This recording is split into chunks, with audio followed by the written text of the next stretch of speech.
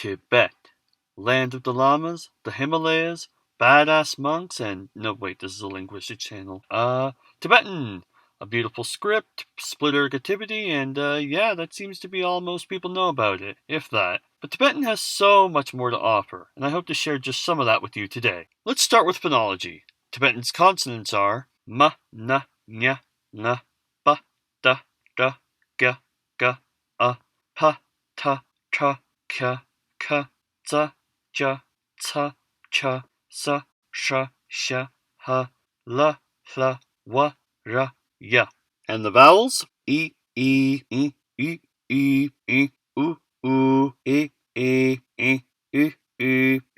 o,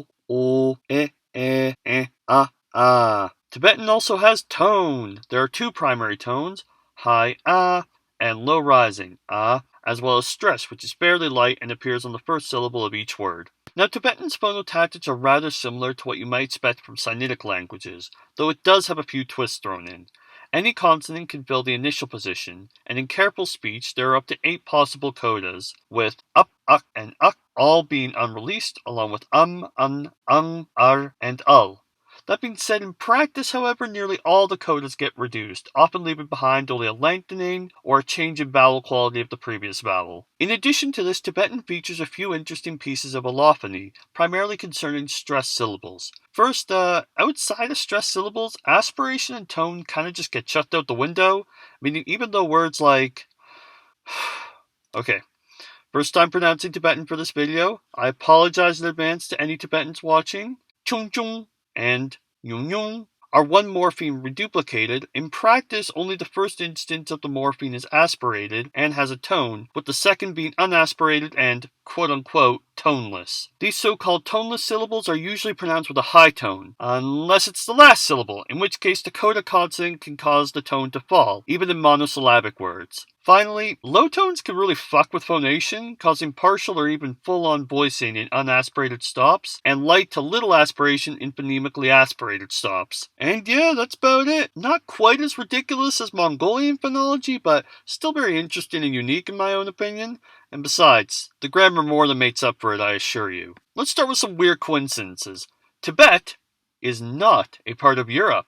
Hope I didn't alarm anyone there. And yet Tibetan has a few odd similarities with many Indo-European languages. For one, its adjectives distinguish between a comparative and superlative form, and it even has many irregular verbs that are distinguished from the regular ones, and that they conjugate through vowel alternation. Oh, and just like some European languages, its spelling is shit. Now let's get to talking about some of the things that Tibetan doesn't have in common with many Indo-European languages. Registers. You know registers. They're like when you change how you speak to fit the formality of the situation or the person you're talking to. We don't really have it formalized in English, but maybe you've studied another language like French or German with a formal and informal word for you. Yet Tibetan is kinda like that, except it's nearly every noun and verb. Some even have a humble or high honorific form. Of course, there are patterns-ish.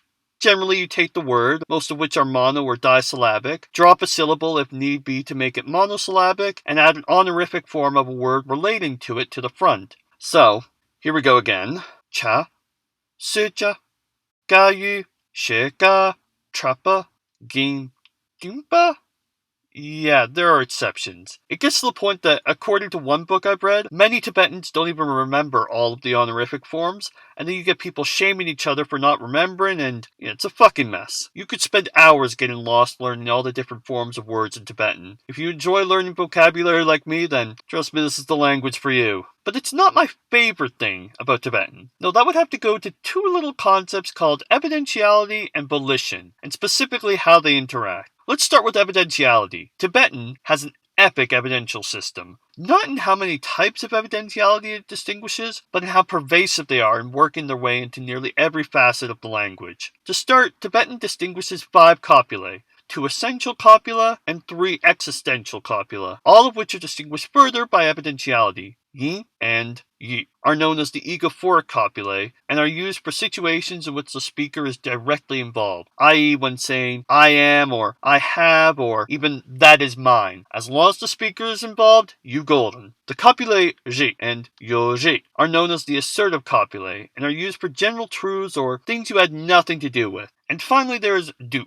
An existential copula with no essential counterpart that is known as the testimonial and implies the speaker has personally observed but was not involved in the fact they are reporting. Oh, and here's the thing. Unlike the copula in English, you don't use Tibetan copulas for like simple A equals B sentences or even to express one or two aspects. Every single fucking sentence in Tibetan has a copula at the end. You're going to the bar with your mates? Y'all are drinking some beers? You get so blackout drunk you need to ask your friend who he even is? Yeah, and this goes on and on. Negatives, conditionals, past tense, they are all marked for evidence. And like I said before, these can have some interesting interactions with another aspect of Tibetan verbs, volition. Every Tibetan verb has to be marked for whether the person intended to do it or not, aka whether it was volitional, which in and of itself is pretty interesting and unique, but combine it with Tibetan's evidential system and things can start getting a bit weird. So I gave you some examples of sentences above with egophoric copulae, and they was all with volitional verbs, go, drink, etc. So continuing from where we left off, now that you're drunk, let's say you're puking, and now you're falling over, and now you're dead.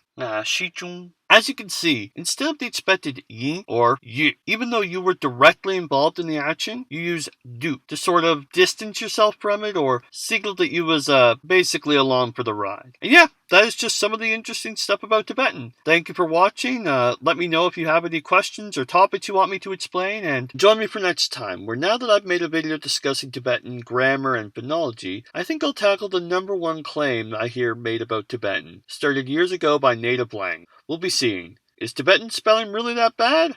Or is there something worse out there? See ya.